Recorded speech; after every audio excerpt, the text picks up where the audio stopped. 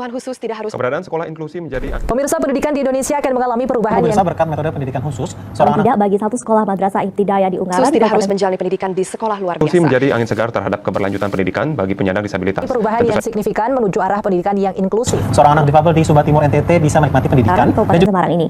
Di sekolah ini, para anak berkebutuhan khusus diterima. Di Kabupaten Semarang, Jawa Tengah, terdapat Madrasah Ibtidaiyah atau sekolah setara sekolah dasar yang Tentu saja hal tersebut menjadi pekerjaan rumah bagi setiap pemerintah daerah untuk menyediakan Perubahan ini bertujuan untuk memastikan dan juga bergaul dengan anak lainnya di sekolah umum. Dan diajarkan pendidikan layaknya anak pada umumnya. yang membuka kelas belajar bagi anak-anak berkebutuhan khusus. Selain untuk memupuk kepercayaan diri para siswa berkebutuhan khusus, kelas ini juga mengajarkan empati bagi siswa lainnya dan menghindari untuk menyediakan pendidikan dan layanan yang setara. bahwa setiap anak tanpa memandang latar belakang, kemampuan ataupun kebutuhan mereka. Sekolah umum. Lalu ini apa metode pembelajaran di sekolah tersebut? Ini dia ceritanya untuk Anda. Umumnya sehingga dapat bersosialisasi dan mengembangkan bakat yang dimiliki.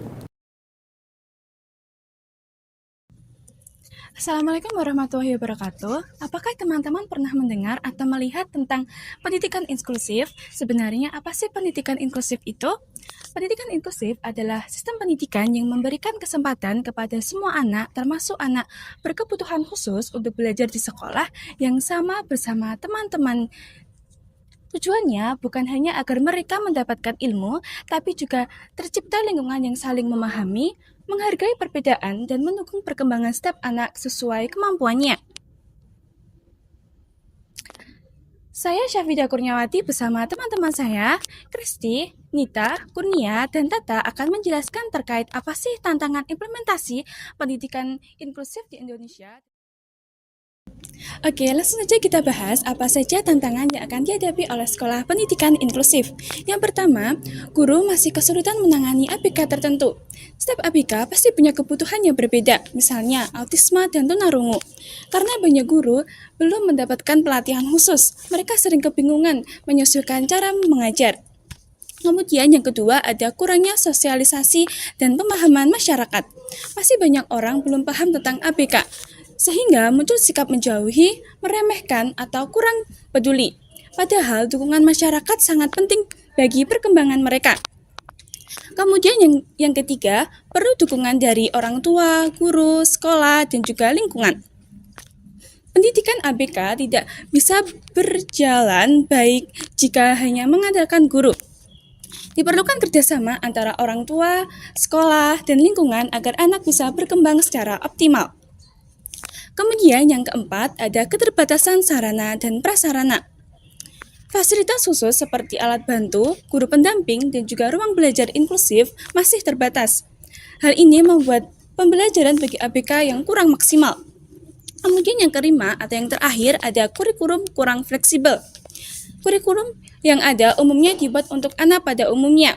Bagi ABK, kurikulum ini terlalu kaku sehingga sulit disesuaikan dengan kebutuhan belajar yang berbeda-beda.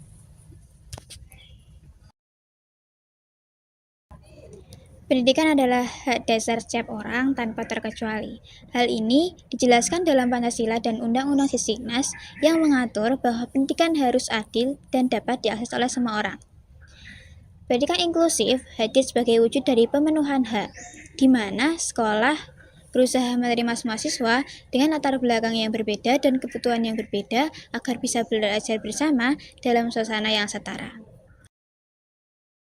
Pada pendidikan inklusif, anak berkebutuhan khusus atau ABK memiliki hak yang sama dengan anak lainnya.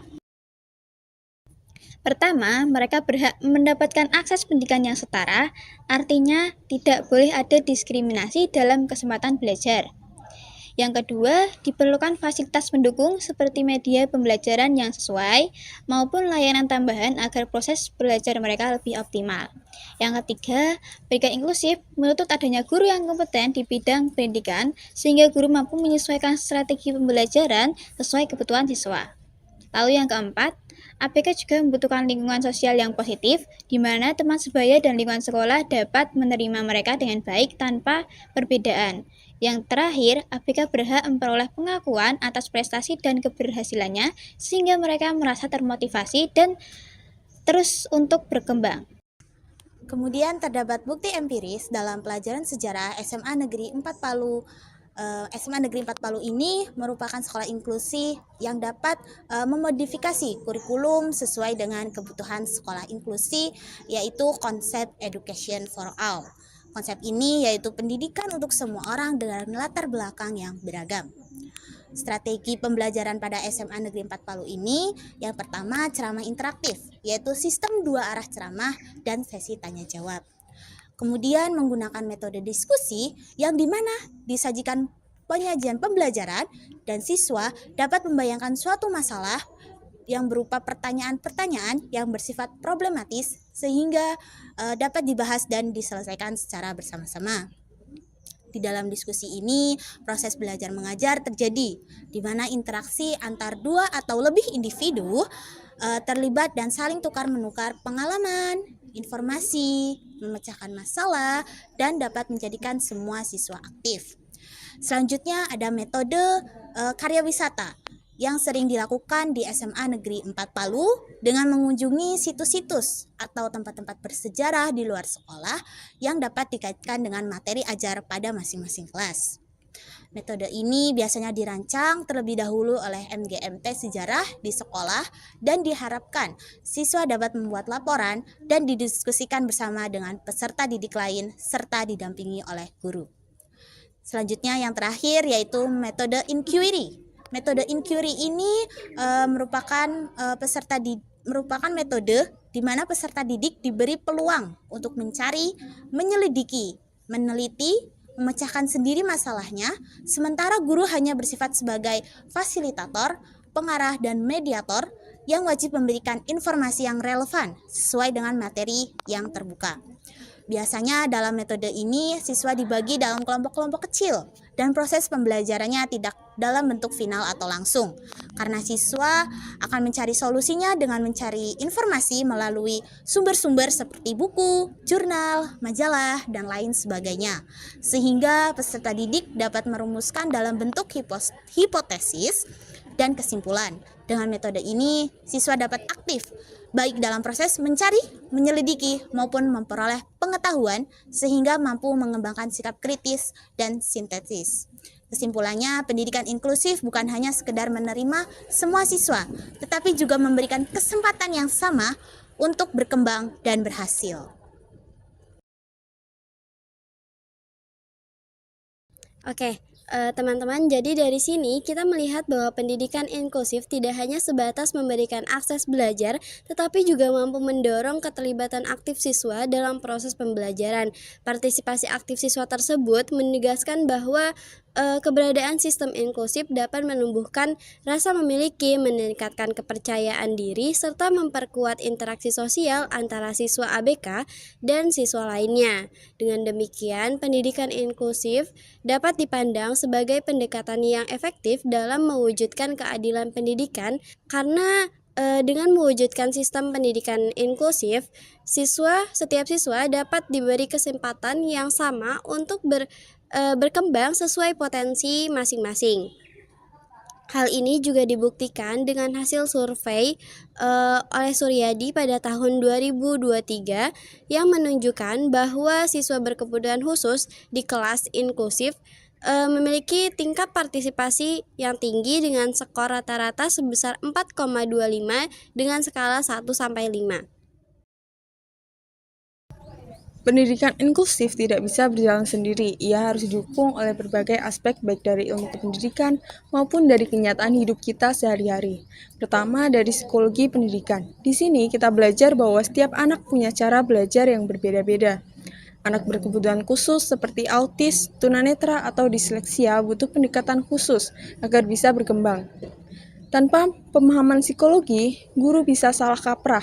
Misalnya, menganggap anak lambat belajar sebagai malas, padahal yang dibutuhkan hanyalah metode yang sesuai. Jadi, psikologi menjadi dasar penting agar inklusi benar-benar bermakna, bukan sekedar formalitas.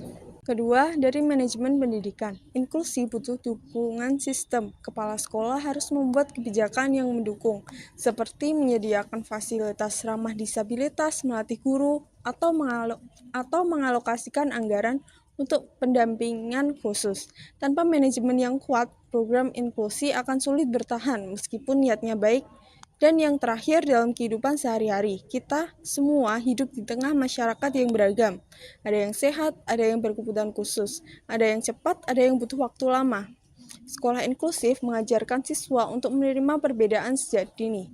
Mereka belajar empati, saling membantu, dan hidup berdampingan. Jadi, kelas inklusif itu seperti latihan hidup sebuah miniatur masyarakat yang sebenarnya. Dengan begitu, pendidikan inklusif bukan hanya soal mengajar anak berkebutuhan khusus, tapi tentang membangun sekolah yang manusiawi dan masyarakat yang lebih adil.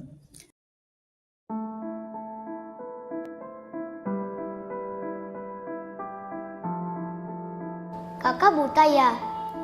Terus saya diam. Gak mau dijawab. Nanti takut diketawain. Kalau teman-teman ngatain, ya udah biarin. Aku lanjut nulis aja gitu. Anak-anak ini mempunyai sensitivitas yang sangat tinggi menurut saya. Seperti perhatian sedikit dia akan merasa GR ya bahasanya ya. Satu kasus ada anak kita yang akhirnya hamil di luar nikah itu dengan tukang bangunan. Ketika ditanya karena sering digodain, hai cewek, mungkin nggak hanya itu ya. Karena dia merespon, akhirnya direspon juga oleh tukang bangunan itu, ya akhirnya terjadilah sesuatu hal yang sebenarnya tidak diinginkan, yang hamil di luar nikah.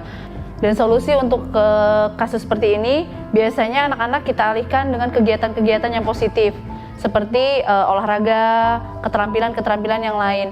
Jaga mereka, tetap kasih mereka perhatian yang lebih, agar mereka juga tidak mudah untuk mencari perhatian di luar yang tidak kita inginkan. Anak berkebutuhan khusus ini punya kelebihan, walaupun kita tahu dia punya hambatan. Ada yang bisa jadi guru, ada juga mereka yang punya pekerjaan sebagai entrepreneur ya. Ada siswa kami yang menjadi komposer musik ya, kelas dunia ya, seorang tunanetra, bakat yang sangat cemerlang di dunia musik, di dunia entertain. Dan ada juga yang memang dia punya kemampuan persuasif yang baik sebagai motivator, dan banyak lagi kegiatan yang dia bisa lakukan untuk mengaktualisasikan diri bahwa dia bukanlah manusia yang lemah. Dan kelebihan itu akan bisa kelihatan ketika diberikan kesempatan, dilatih atau diberikan pendidikan yang baik. Berikan mereka perhatian dan kesempatan yang sama, apresiasi atas apa yang telah dicapai, sehingga tumbuh kepercayaan dan bisa menjadi orang yang mandiri, yang menginspirasi untuk mereka yang lain yang merasa selalu dirinya lemah. Dari video tadi, kita bisa melihat bahwa anak berkebutuhan khusus memiliki sensitivitas yang tinggi dan memerlukan perhatian yang khusus.